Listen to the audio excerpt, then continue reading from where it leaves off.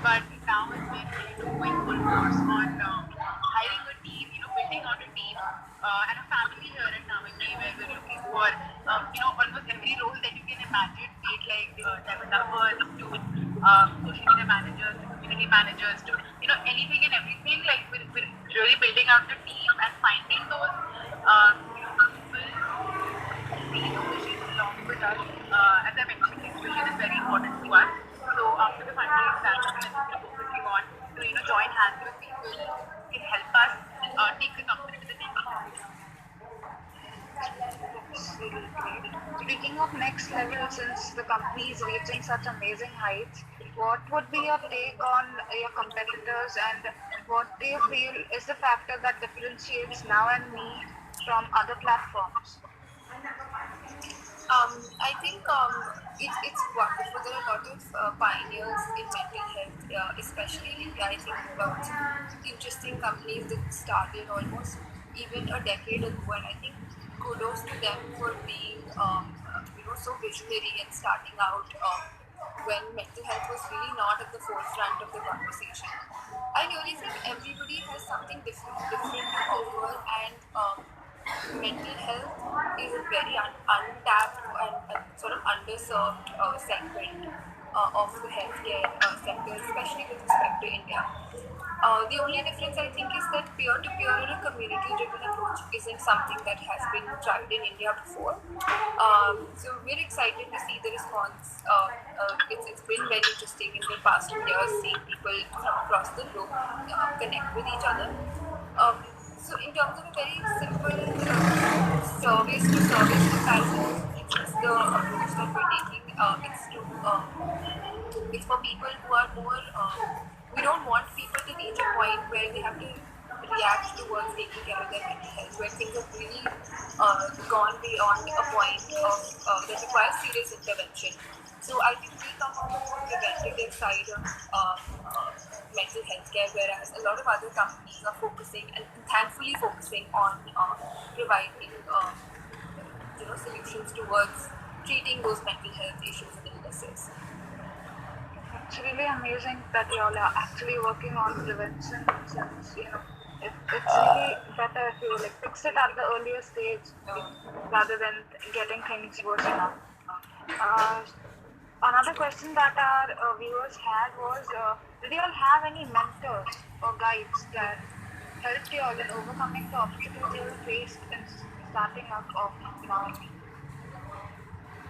So I think we've been very fortunate to connect with a lot of amazing people throughout our journey who have helped us in different pieces and guided us in the correct direction and helped us out in many different ways. I think Ankur Variku has been somebody who's constantly pushed us from the very beginning and supported us throughout on what we're building. Really gave us the initial validation that we needed to go forward with the idea and keep that consistency going. So I think Mani, would you like to add anything to that? Definitely. I think Ankur's been amazing that way. He's been so approachable in that sense. There have also been other people, and I think now we really look to our investors, Mr. Anshu and Ash and everybody else in the Sama team. I think we've got amazing investors who, with their experience in community building and product building, are able to steer us in the right direction. Apart from that, I think we've always said that we've gotten great inspiration and motivation from our homes as well. We've been always, I'd say, pushed to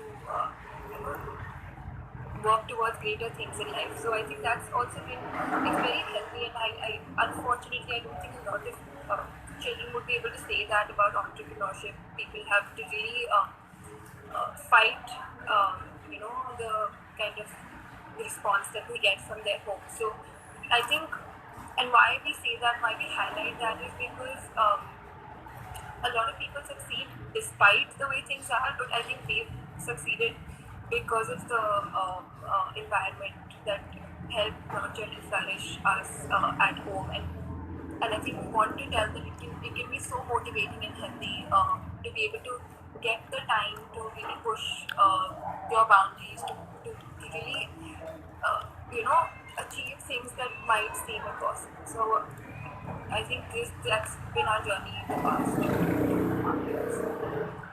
Speaking of entrepreneurship, there was this question which actually got me thinking also, so I'd like to address that. There's a stark contrast between the number of male and female entrepreneurs. So could you explain what are the reasons behind and also shed light on the role that societal constraints play in it, and what do you think we should inculcate to raise the entrepreneurship spirit in young girls and women? I think that's really interesting. I'll just add to the previous thing that I said. I think Indians in general, despite the gender, find it very difficult to break out of the norm and end up actually taking an entrepreneurial path. More so, more so for women, I think ambition is not something that's kind of conditioned or nurtured from the very beginning. I think women are always just told to do enough, that kind of just enough to not be too much. I think that's how it always has been for women. The numbers are there is highly skewed.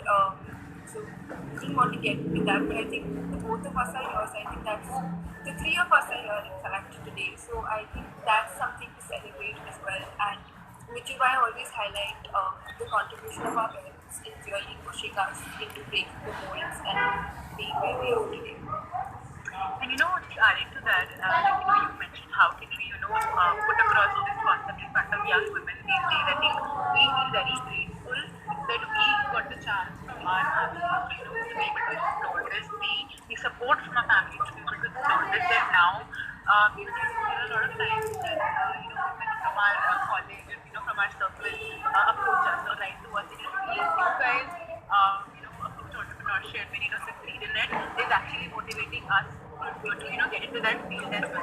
So I think, not to say much about ourselves, but I think just doing what you want to do also, is inspiring a lot of people around you. And I think that really helps in, setting examples that yes, this is possible. I think talking more about how, not just the responsibility of conditioning men to achieve more in life, but also, from a very young age, conditioning women as well that, they can have goals that they wanted to achieve and not, succumb them into this, as I mentioned, not being too much. It's really inspiring, and I hope all the young women out there would, take a step forward towards their entrepreneurship career and get inspired from all the amazing insights that you all have given us. And anybody down here, who's listening, the viewers, if you want any advice from us, or if you want to know anything about our journey, please feel free to reach out to us. We'll be very, very willing to, help out and, any questions that you have. Always happy to help. Another question that our viewers did have was, online platforms are ironically contributing to deterioration of the mental health of people. In such a scenario, do you feel that online mental health startups are a good idea in the longer run? I think, and this is a major trend shift that we're also observing on Instagram. Instagram is unfortunately one of the most, it's the most used platform right now, and I think therefore the one which feels the most unhealthy and toxic at this point. But I do personally credit a lot of the shift in, a lot of positive shifts, be it in terms of activism, be it in terms of propagating mental health, or for that matter, body neutrality, body positivity movements. I think there are a lot of interesting things that have come from influencers giving voice to their struggles, because people are able to really relate to that, and it really, really goes a long way in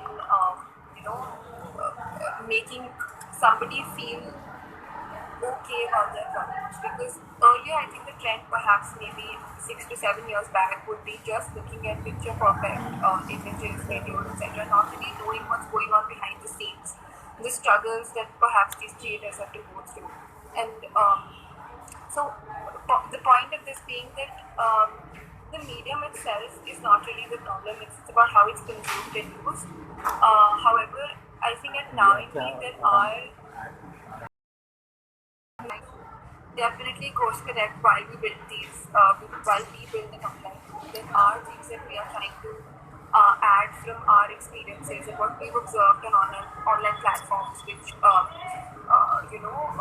the kind of experience that we want our users to have and to prevent them from issues like bullying or even triggering events or a place where they don't feel like they belong or that they're less than. So that's my outlook towards it. Dishti, am I missing something? So, yep, I think it's not. I think online platforms are not as much as part of the problem as I think it's people who use it. Of course, as platforms, it becomes our responsibility to introduce checks, mechanisms, and things like that to make it a safe space. Which I would say that even Instagram has started to do now. Even Twitter has kind of put it.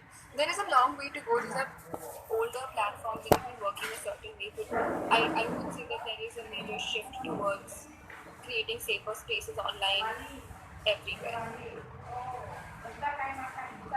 It's really amazing that we are shifting from the picture perfect ideal world to actual reality. Another question that we had was, what are the key initiatives that are needed to taken so that we can increase awareness on mental health? I think a lot of awareness needs to be out there where, people think that if friend is reaching out to you, I think this is one thing that I always talk about and I tell my friends as well. That, mostly people feel that if somebody is approaching you when they're not feeling okay or when they want to talk about their feelings or emotions, you have to give them a solution or an advice or, actually help them with their problems. But most of the time that's not the case and the other person just wants you to listen to them or just be there. Even if you're there in silence, I think that's more than enough. So essentially trying to, spread awareness about these things where most of the issues can be solved when you have somebody listening to you is very important. And also inculcating the factor that you do not have to wait till the absolute tipping point to seek help, even professional help as a matter of fact. I mean, if you're having prolonged days when you're not maybe feeling like yourself, it's okay just to go and seek a therapy session, even if you feel that okay you don't need it, but it's fine to just try it out. When you were younger, when our parents used to be like, okay, let's just try out a dance, let's try out Zumba or basketball. I think if you're not feeling okay and if you feel like you want to, I don't think there should be that stigma attached to it where it feels like a commitment. I think it can be simply